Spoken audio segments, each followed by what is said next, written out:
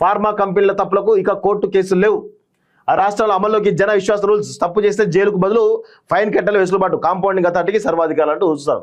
Pharma కంపెనీల తప్పులకు ఇక కోర్టు కేసులు లేవట. ఎంత దుర్మార్గం చూడండి.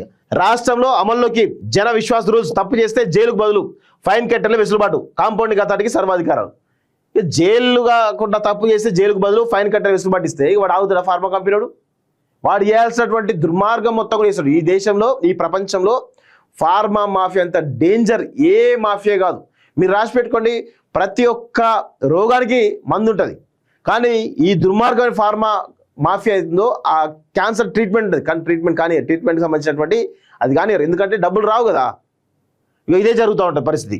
సో పెద్ద ఎత్తున జరుగుతూ ఉన్న పరిస్థితి కనబడతా ఉంది. కానీ ఏం చేస్తాం, ఏం చేయలేనటువంటి అసహాయ స్థితిలో ఈరోజు ప్రజానీకం అయితే ఉన్నట్టుగా కనబడతా ఉంది. కనీసం వ్యవస్థలన్నీ కూడా నిర్వీర్యం అయిపోయినాయి. ఫార్మా కంపెనీలు మెడికల్ షాప్ల యజమానులకు ఊరటనిస్తూ రాష్ట్ర ప్రభుత్వం కీలక నిర్ణయం తీసుకుంది. మెడిసిన్ల తయారీ, విక్రయాలు తలెత్తే సాంకేతిక లోపాలకు ఇకపై కోర్టుల చుట్టూ తిరగాల్సిన పని లేకుండా కేవలం జరిమానా చెల్లించడం ద్వారా కేసులకు పరిష్కరించుకునే వెసులుబాటు కల్పించింది. కేంద్రం తీసుకొచ్చినటువంటి జన్ విశ్వాస్ చట్టం 2023 ఆధారంగా రాష్ట్ర ఆరోగ్య శాఖ జీవో 21 విడుదల చేసింది. DCA డైరెక్టర్ జనరల్ షావనాజ్ కాసిమ్ను కాంపౌండింగ్ అథారిటీగా నియమించింది. దీనివల్ల ప్యాకింగ్ పై వివరాలు తప్పులు, మెడికల్ షాప్లో రికార్డుల నిర్వహణ లోపాలు వంటి అంశాల్లో అనవసరమైన లిటిగేషన్లు తగ్గి కోర్టులపై భారం తగ్గుతుందని ప్రభుత్వం భావిస్తుంది. ఇది ఈజ్ ఆఫ్ డూయింగ్ బిజినెస్ లో భాగంగా వ్యాపారులకు పెద్ద ఉపశమనంగా మారింది.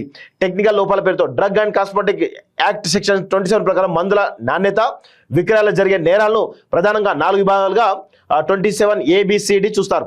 ఇందులో 27ABC కింద వచ్చే నకిలీ, కల్తీ మందుల తయారీదారులకు కఠిన శిక్షలు జీవిత ఖైదు వరకు యథాతథంగా ఉంటాయి. అయితే 27D విభాగం కిందకు వచ్చేటువంటి సాంకేతిక లోపాలు, సబ్ స్టాండర్డ్ మందుల విషయంలోనే ప్రభుత్వం ఇప్పుడు వెసులుబాటు ఇచ్చింది. ఉదాహరణకు మనం వేసుకున్నటువంటి టాబ్లెట్ కడుపులోకి వెళ్ళాక నిర్ణీత సమయంలో కరిగి రక్తంలో కలవాలి. అది కరగకపోయినా, ఆలస్యంగా కరిగినా రోగికి మెడిసిన్ అందదు. ఇప్పటిదాకా దీన్ని తీవ్రమైన నేరంగా చూస్తూ 20,000 జరిమానాతో పాటు 2 ఏళ్ల జైలు శిక్ష విధించారు. కానీ కొత్త నిబంధనల ప్రకారం ఇది కేవలం ఫైన్తో సరిపెట్టే చిన్న తప్పు మాత్రమే.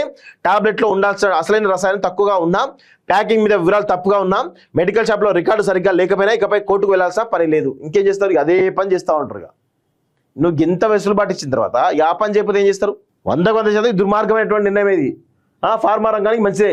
గతంలో మెడిసిన్లపై చిన్న అక్షర తప్పున రికార్డులో స్వల్ప పొరపాట్లు దొరికినా యజమానులతో ఏళ్ల తరబడి కోట్ల చుట్టూ తిరిగే పరిస్థితి ఉండేది. చివరకు చిన్న ఫైన్ పడే కేసు కోసం లక్షల రూపాయలు లాయర్లకు, కోట్లకు ఖర్చు చేయాల్సి వచ్చేది. ఈ కొత్త నిబంధనల వల్ల అనవసరమైనటువంటి లిటిగేషన్లు తగ్గి కోర్టుల్లో వేలాదిగా పెరిగిపోయిన డ్రగ్ కేసుల భారం తగ్గుతుంది.